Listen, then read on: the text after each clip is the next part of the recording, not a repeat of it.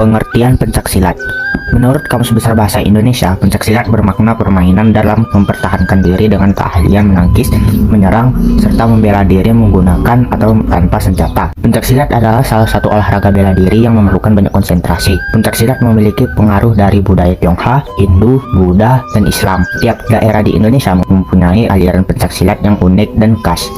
Pada pencaksilat terdapat unsur-unsur, salah satunya yaitu unsur bela diri, unsur olahraga, unsur kesenian, unsur pendidikan, mental kerohanian, dan unsur persaudaraan menuju persatuan. Pencaksilat adalah permainan atau kemahiran dalam membela diri. Pencaksilat adalah hasil kebudayaan manusia di Indonesia untuk mempertahankan eksistensi atau kemerdekaan serta keutuhan atau manunggal bagi seluruh lingkungan.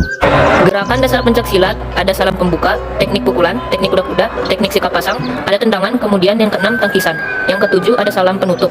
Macam-macam serangan yaitu pukulan, tendangan, tengkulan, sapuan, dan guntingan. Sejarah pencaksilat. Pencaksilat pertama kali diciptakan di Indonesia. Pencaksilat sudah ada sejak kejayaan Kerajaan Sriwijaya. Pencaksilat terbentuk karena adanya hasil pengembangan dan keterampilan suku asli di Indonesia dalam berburu dan perang dengan menggunakan alat perang seperti parang, perisai, dan tombak yang tujuannya untuk membela diri dan mempertahankan diri. Pencaksilat adalah seni bela diri asli dari Indonesia. Seni bela diri ini sudah diturunkan selama berabad-abad dari generasi ke generasi berikutnya. Pencaksilat telah mendapat pengakuan internasional sebagai warisan budaya dunia oleh UNESCO. Nah, pencaksilat telah digunakan sejak tahun 1948 untuk menyatukan berbagai aliran pencaksilat tradisional di Indonesia.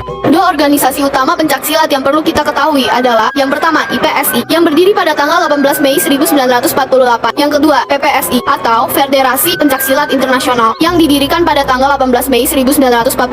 Pencaksilat didirikan pada tanggal 11 Maret 1980. Kantor pusat beranjak di brankas yang sama, yaitu Padepokan Pencaksilat Taman Mini Indonesia Indah, Jakarta Timur, Indonesia. Bapak Prabowo Subianto adalah Presiden Aliansi Pencaksilat Internasional dan merupakan Ketua Umum dari Aliansi Pencaksilat Internasional. Manfaat gerakan pencaksilat melatih konsentrasi, kedisiplinan, kewaspadaan, dan mental, menambah pengetahuan, menjaga tubuh agar tetap sehat dan bugar, menambah daya tahan tubuh, membantu menurunkan berat badan, dan meningkatkan refleks. Gerakan otot pada gerakan pencaksilat. Sifat kerja otot terbagi menjadi dua, yaitu otot sinergis dan otot antagonis. Otot sinergis adalah otot yang saling mendukung kerja satu sama lain, sehingga menghasilkan gerakan satu arah. Contohnya adalah 1.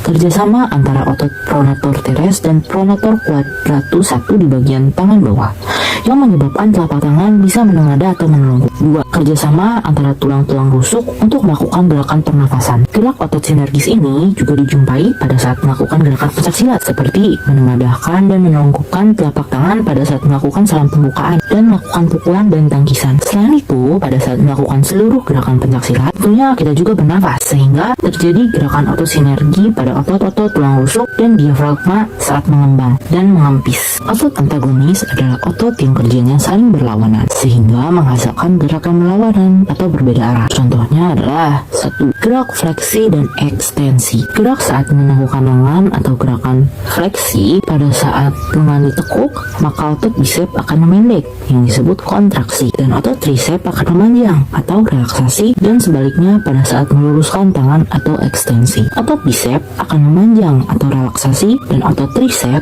akan memendek atau kontraksi. Gerakan refleksi ini juga didapatkan pada otot paha atas yang akan memanjang atau relaksasi saat kaki menekuk. Otot paha bawah akan memendek atau kontraksi. Sedangkan dan gerakan ekstensi saat meluruskan kaki, otot paha atas kontraksi dan otot paha bawah relaksasi. Gerakan fleksi pada kaki juga menyebabkan otot betis akan memendek, dan sebaliknya otot tungkai kaki depan akan memanjang. 2. Gerakan abduksi atau menjauhi badan dan aduksi mendekati badan pada sikap pembukaan pada pencaksilat. 3. Gerak depresi dan elevasi seperti gerakan otot leher saat menunduk dan pada pencaksilat terlihat pada sikap dalam melakukan salam pembukaan. 4.